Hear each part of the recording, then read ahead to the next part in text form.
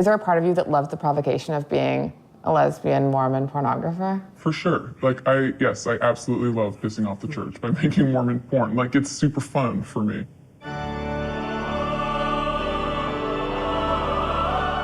If you don't grow up Mormon, you don't realize that there's all these sexy things about it. But if you grow up Mormon, in this kind of repressed sexual environment, there's all sorts of things that are sexy about it.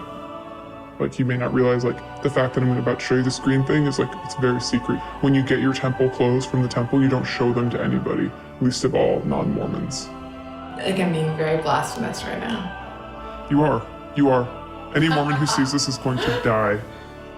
And action.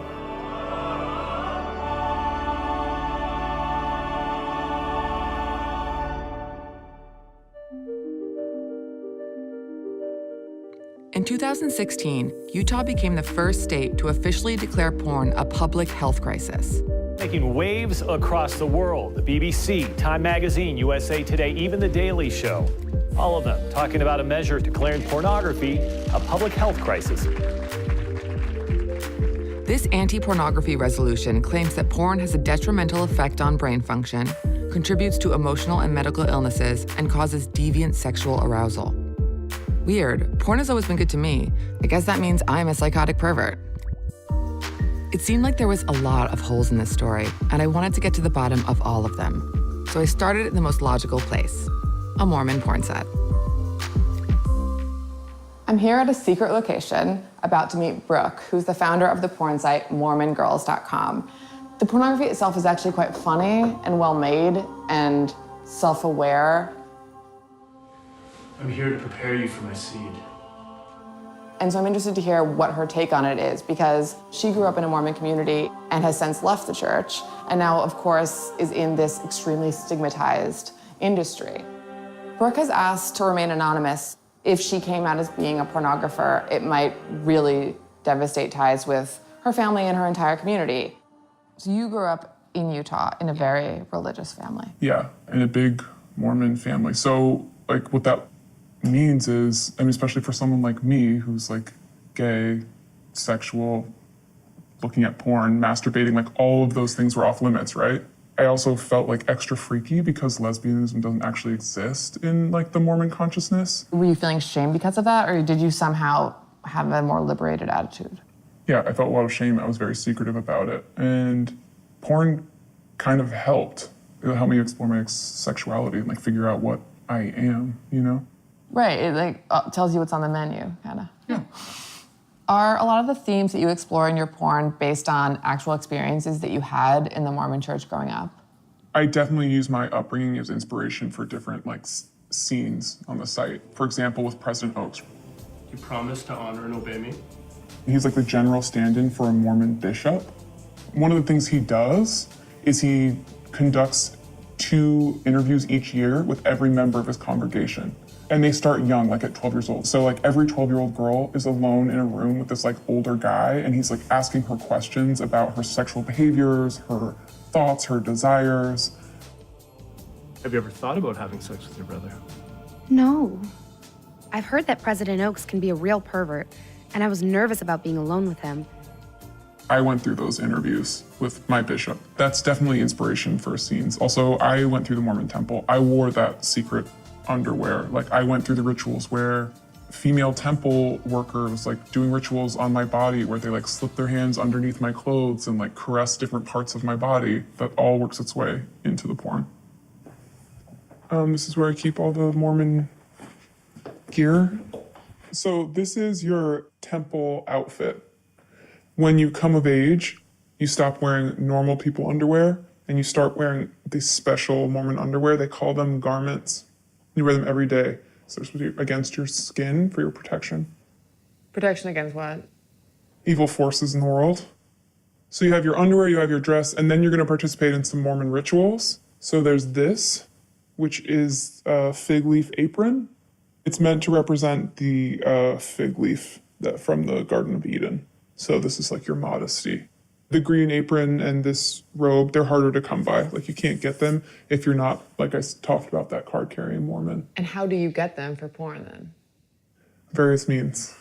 Sometimes our enthusiastic members who like are no longer affiliated with the church will send us all of their old temple clothes, all their old garments. Naughty. Yeah, super naughty. It's like a Mormon underwear black market. Yes, exactly. Okay, do you want to put it on? Sure. How do you think that the anti-porn resolution is going to affect people in Utah? I don't know. I mean, it certainly doesn't help people feel less shame around their sexuality, right? They're like just continuing down the path of like their super anti-sex worldview. There is like a fitting irony. I mean, Mormons, because of polygamy, are some of the most famous like sexual outlaws in American history. It's funny that you put this on people before they're about to film a porn scene. We like to give the authentic experience, right? Because for viewers who are Mormon, they're like, holy shit, they're actually doing the whole thing. You're Mormon! I've always wanted to be, finally. Now that I've become a Mormon, I'm gonna go interview Betty Davis, who's one of the stars of Mormon Girls. And also, Brooke is gonna direct us in a sort of pseudo-porn shoot where she's gonna walk us through the Mormon rituals, and we're gonna see how it actually goes down on a Mormon Girl set. What do you think of the costumes? Because I actually think this bizarrely looks good on me. I like it. I was never really into this part, though. I thought that was a little bit weird. But like without this and without this, I might wear this. I think I would, too. What has been the reaction to your work with Mormon Girls? I mean, some people see it as like a negative thing towards their religion, I guess. But I think that's what makes it even better, because it's just defying all the rules, right?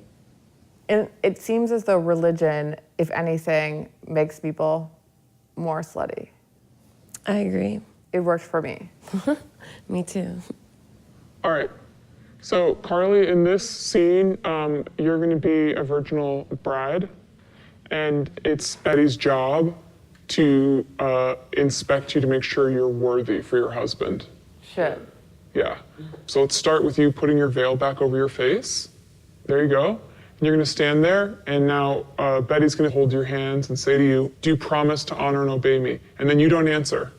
And then she's going to say to you, bow your head and say yes.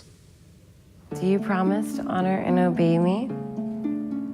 Bow your head and say yes. Say yes. Yes. All right, now before you go any further, you're going to come up to her very close and say, are you a virgin? And Carly, you're going to say, yes. Okay, and action. Are you a virgin? Yes.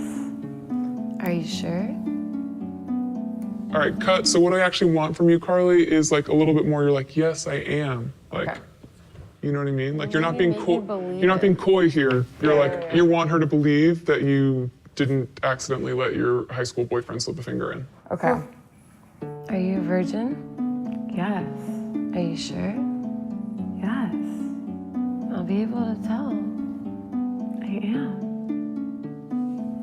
Is this allowed? Yeah.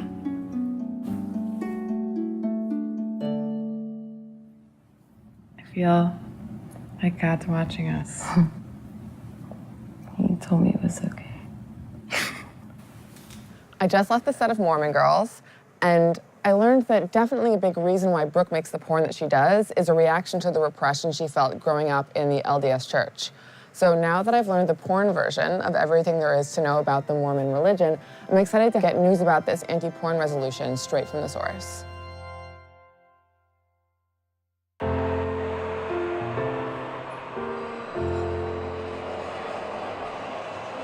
While it is obviously possible to have a negative relationship to porn, the psychiatric community has repeatedly said there is no evidence that people can actually be addicted to pornography. Do you think that there should be limitations put on pornography and like who can watch it and where it can be viewed online? I think pornography should be outlawed. I think that pornography is a cancer to society. Everyone should stay away from it to keep relationships pure. A lot of the porn stars are sex slaves, really. A lot of them are refugees and stuff that have been forced into it. Do you think that pornography is a public health crisis? I definitely think that something needs to be done to either stop it or just ban it altogether. There is truth that's established by God, and it doesn't matter what I think. And if he says this isn't appropriate, I really don't think anyone should participate in that. Do you think that pornography is a public health crisis? No, definitely not. Most of the people that live around here don't agree with you.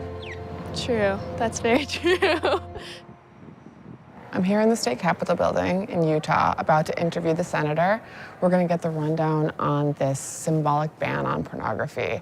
He is a lawyer, so we know that he's not anti-First Amendment, but he does want to implicate restrictions on the ability of people, specifically young people, to view pornography. So, yeah, is that him? No, right? That's just someone in a suit looking Mormon. No, that is him. Is that him? Yep. That's him. And he's not just a senator. This anti-porn resolution has turned Weiler into a full-fledged celeb.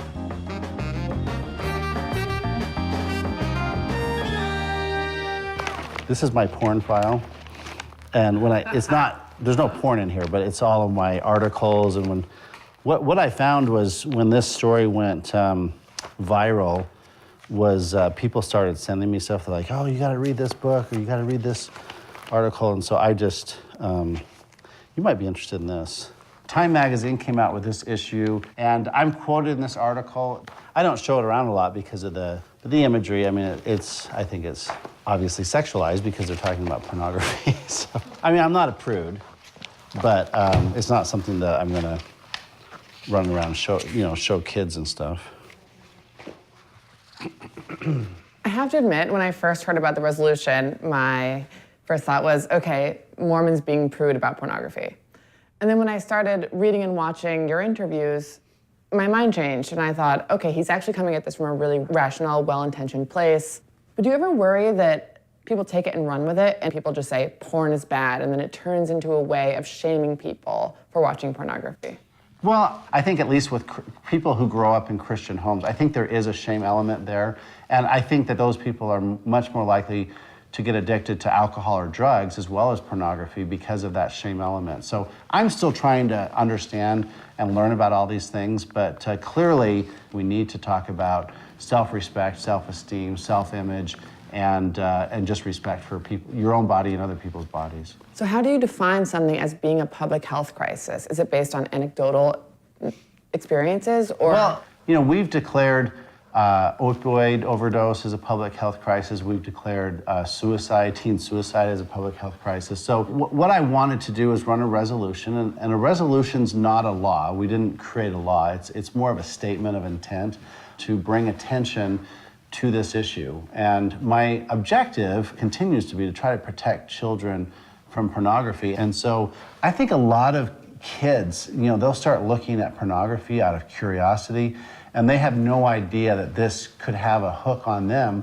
like drugs do with other people or the same people, and really kind of undermine their relationships, their marriages, sometimes their employment. I completely agree with you that we should try and prevent young children from watching pornography. Yes. Everything I'm doing is trying to say, let these kids grow up and be innocent. Let them be kids. If they want to be, if they become adults and they want to look at porn all day, it's America. They can do whatever they want. So I'm not trying to ban it. It's clearly a very loaded subject, which is why it's gone so viral. Yeah. Oh, I got a call from The Daily Show this week. They want to... You should go on The Daily Show. I'm going to. I'm totally going to. I love and I know they're going to make fun of me, but again, I'm not afraid. If I can continue to get this message out, I'm not afraid of being, I'm already the butt of a lot of jokes. Yeah, you're just trying to start a conversation. Yeah, I'm trying to start a conversation, so. Respect. I just finished talking with Senator Weiler. I actually liked him a lot more than I thought I would. He definitely takes a more rational approach to the idea of that pornography is bad than a lot of other people in the Mormon community. I think that a lot of people, and specifically some of the people we're going to see tomorrow at the convention, are going to take a less nuanced and more aggressive anti-pornography stance. Wow, this is glamorous.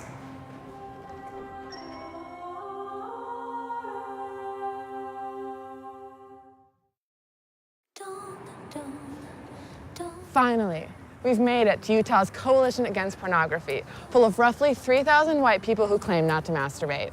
It's an all-day event, ranging from speakers like psychologists who preach that watching porn just once will destroy your life, to recovering porn addicts giving confessionals. I'm praying that no one's Googled me, and we're gonna talk to people about what they think about this anti-porn resolution. We're assuming that they're psyched about it, but let's see what's up. In this talk, I would like to talk about the essential reason pornography is wrong. Now, no one talk can cover all of the different facets, all of the things that need to be said, and I'm not going to attempt that. Instead, I'd like to focus on this one issue.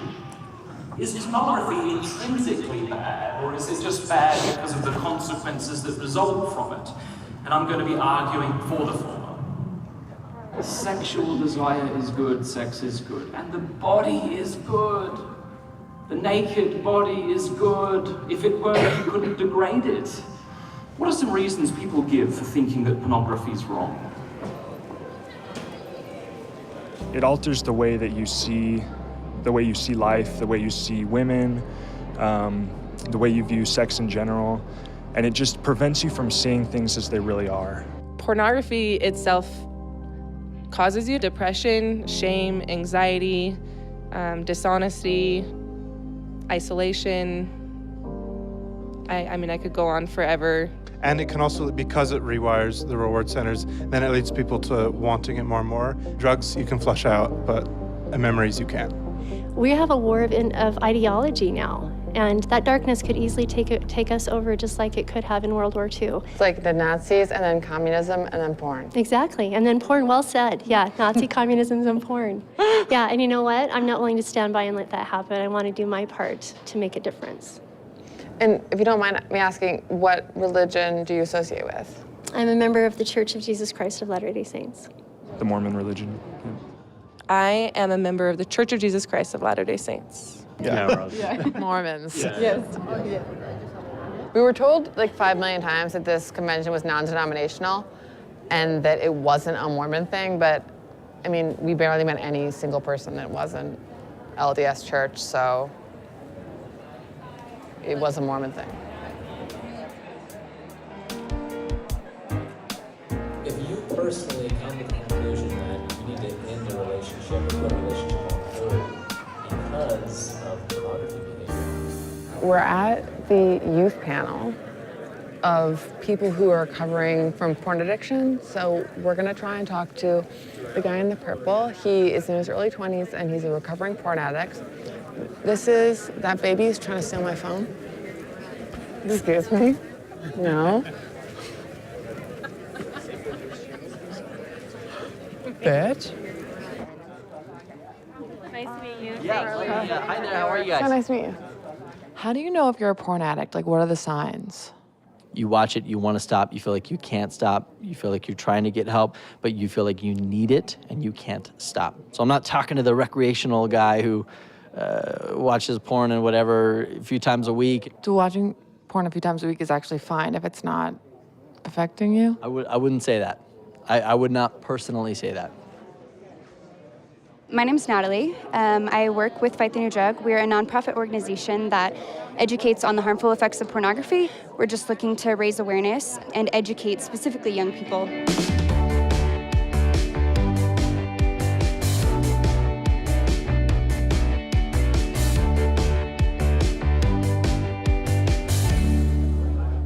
Why are you so passionate about teaching people about the dangers of pornography? Did you have a negative experience with porn yourself? That's a great question. So personally, I never struggled with pornography, but as a heterosexual female in my relationships, I did date a lot of people who struggled with it, and it certainly impacted, the ways that they thought about me, the things that they expected of me because of what they had seen in pornography. But it's definitely something that once you're stimulated by something, there comes a time when it's not enough, and they're just going down the rabbit hole to something, more extreme. And in some cases, that leads to illegal forms of pornography, like child pornography. Right, and then you end up watching like stepmom gangbang porn. The last 2 years, those have been like top searched porn types, which is just something interesting to. I read that a lot of family like a family search bar situation. Very interesting. Yeah. Incest porn. Essentially, yeah. So. Interesting. Thank you very much. Yeah, absolutely. Is Yeah. there anything else? Yeah, I want to get a t-shirt. Let's get you a t-shirt.